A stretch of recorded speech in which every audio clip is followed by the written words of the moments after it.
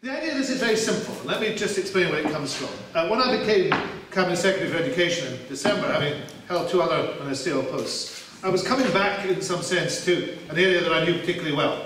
Not that I'm a teacher, I'm married to a primary head teacher who says that I would make the worst possible teacher in the world, and she may well be right. But I'm not only married to a head teacher, I'm the son of 2 teachers.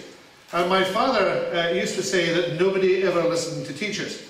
And the first engagement event I did as Cabinet Secretary, I said I thought it was time that we listened not just to teachers, but to parents and to pupils. I'd have an education system that was open to discussion and dialogue. And I gave a commitment then that we would launch a website, which is called Engage for Education, which allows people to contact the ministerial team, myself and my 2 colleagues, Adam Ingram and Keith Brown.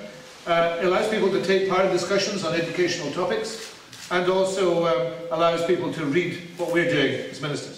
We also want to hear some of your views, the things you think work in education and don't work. So I hope that for the next hour or so we're going to have a dialogue rather than a monologue. So let me tell you where I think Scottish education actually is.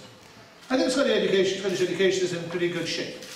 I usually say, and some of you who are watching the interview I did earlier on this evening would have heard me say this, I usually say that I think that on any given school day in Scotland, there are hundreds of thousands of good pupils being taught by tens of thousands of good teachers in thousands of good schools.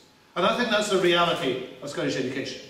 But that doesn't mean that Scottish education can't improve, and it doesn't mean there aren't some things that we need to think about and make sure we get better. And one of those things is parental engagement and the type of debate we need to have about what education can achieve. We will seek to protect the most vulnerable. We will seek to get the best value for money.